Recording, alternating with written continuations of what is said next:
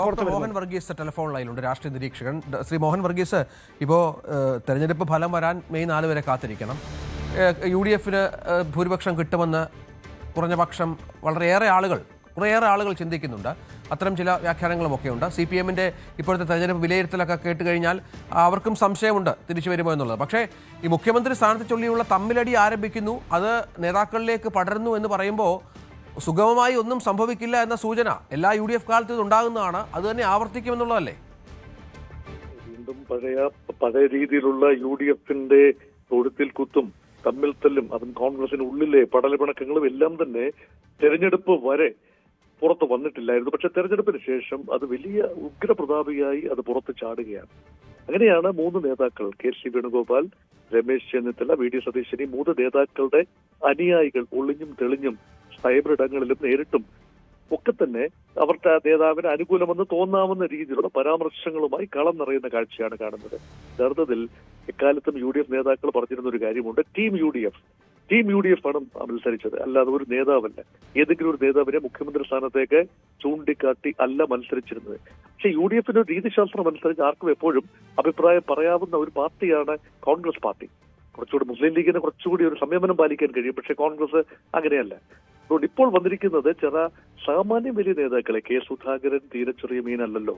K. Sudhakaran ആദ്യം രമേശ് ചെന്നിത്തലയ്ക്ക് അനുകൂലമായി അഭിപ്രായം പറയുന്നു. ഒരുപക്ഷെ അത് സതീശൻ വിരോധത്തിൽ അല്ലെങ്കിൽ സതീശനുമായി മുൻകാലങ്ങളിൽ ഉണ്ടായ ചില അസ്വാരസ്യങ്ങൾ, അതാണ് K. സുധാകരനെ കൊണ്ട് ആ രീതിയിൽ സംസാരിപ്പിച്ചത് എന്നതായിരുന്നു നിഗമനം. ഇപ്പോഴത്തെ ഏതാണ്ട് പരസ്യമായി തന്നെ K. സുധാകരൻ മുൻ KPCC പ്രസിഡന്റ് കൂടിയാണെന്ന് ഓർക്കണം, വർക്കിംഗ് കമ്മിറ്റി മെമ്പറാണ്. അപ്പോൾ കോൺഗ്രസ് രാഷ്ട്രീയത്തിൽ സമുന്നതമായ സ്ഥാനമുള്ള K. സുധാകരൻ ഇപ്പോൾ KC സുധാകരന്റെ ഈ ഇപ്പോഴത്തെ അഭിപ്രായ പ്രകടനത്തിന്റെ പേരിൽ സംശയമില്ലോ ശ്രീ മോഹൻ വർഗീസ്? സതീശൻ വിരോധം തന്നെയാണ്. കാരണം സതീശനെ എല്ലാവരും പ്രൊജക്ട് ചെയ്യുന്നു.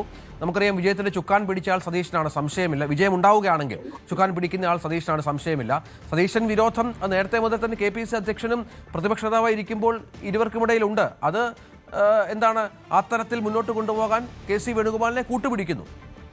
ഇവിടെ ഒരു ഫോർറണ്ണർ സതീശനാണെന്നൊരു പൊതുധാരണയാണ് ഉണ്ടാവുന്നത്. കാരണം വെസ്റ്റ്മിനിസ്റ്റർ മാതൃകയിലുള്ള പാർലമെന്റ് ജനാധിപത്യത്തിൽ ആരാണോ പ്രതിപക്ഷ നേതാവ്, കഴിഞ്ഞ 5 വർഷമായി പ്രതിപക്ഷത്തെ നയിച്ചുകൊണ്ടിരുന്നത് അദ്ദേഹമാണ് ഷാഡോ ക്യാബിനറ്റ് തലവൻ. ഷാഡോ ക്യാബിനറ്റ് യഥാർത്ഥ ക്യാബിനറ്റായി തെരഞ്ഞെടുപ്പ് ജയിച്ച് അധികാരത്തിലെത്തുമ്പോൾ പ്രതിപക്ഷ നേതാവ് മുഖ്യമന്ത്രിയാവുക എന്നത് സാമാന്യ തത്വമാണ്. അതിൽ നിന്നും വിഭിന്നമായി ഒന്ന് സംഭവിപ്പിക്കണം എന്ന് ആഗ്രഹിക്കുന്ന ചിലരെങ്കിലും ഉണ്ട്. അതിലൊരാളായിരിക്കാം ഒരുപക്ഷെ K. സുധാകരൻ. K. സുധാകരനെ പോലെ സീനിയറായ ഒരു നേതാവ് ഇങ്ങനെയുള്ള അഭിപ്രായ പ്രകടനം പരസ്യമായി നടത്തുമ്പോൾ അത് കണ്ടില്ല എന്ന് അടിക്കാനുമാവില്ല. അതിന്റെ ചുവട് പിടിച്ചുകൊണ്ട് ഒരുപാട് മീഡിയം റേഞ്ച് നേതാക്കൾ, അതിൽ MLA-മാരുണ്ട്, KPCC-യുടെ തലപ്പത്തിരിക്കുന്നവരുണ്ട്, വലിയ നേതാക്കളുണ്ട്. അവരെല്ലാം തന്നെ ഒന്നൊന്നായി ഓരോരോ പേരുകൾ പറഞ്ഞുകൊണ്ട് അവർ യോഗ്യരാണ്, മുഖ്യമന്ത്രി എന്ന പദം മാത്രം പറയുന്നില്ല, അവരുടെയൊക്കെ നേതൃ മികവിനെ കുറിച്ചൊക്കെ വാഴ്ത്തി സംസാരിക്കുമ്പോൾ ആത്യന്തികമായി മുഖ്യമന്ത്രി സ്ഥാനത്തേക്ക് തങ്ങളുടെ പരിഗണന ആര് എന്നതാവും ഒരുപക്ഷെ പറയുന്നത്. പക്ഷെ എന്റെ ഒരു ചിന്ത ലേശം വിഭിന്നമാണ്. KC വേണുഗോപാൽ ഒരു രീതിയിലും അനുയായികളെ കൊണ്ട് ഇങ്ങനെ പറയിപ്പിക്കേണ്ട ഒരു കാര്യവുമില്ല. സ്വാഭാവികമായി രമേശ് ചെന്നിത്തലയും VD സതീശന്റെയും അനുയായികൾ വലിയ പോരാട്ടത്തിൽ ഏർപ്പെടാനുള്ള സാധ്യതയാണ് കാണുന്നത്. അതിൽ ഒരു രീതിയിലും അത് കലക്കിത്തെളിയാനാവാതെ വരുമ്പോൾ ഹൈക്കമാൻഡിനെ ആശ്രയിക്കാനുള്ള ഏകമുഖം KC വേണുഗോപാലിന്റെയാണ്. അതുകൊണ്ട് ഈ ചക്കളത്തി പോരാട്ടത്തിൽ നിന്നും ഈ ഘട്ടത്തിൽ KC അനുകൂലികൾ KCക്ക് വേണ്ടി സംസാരിക്കാതെ, KC നേരിട്ടോ അല്ലാതെയോ സംസാരിക്കാതെ മാറി നിന്നാൽ അതിന്റെ പ്രയോജനം ആത്യന്തികമായി ഒരുപക്ഷെ KC വേണുഗോപാലിന് തന്നെയാവും ലഭിക്കുക.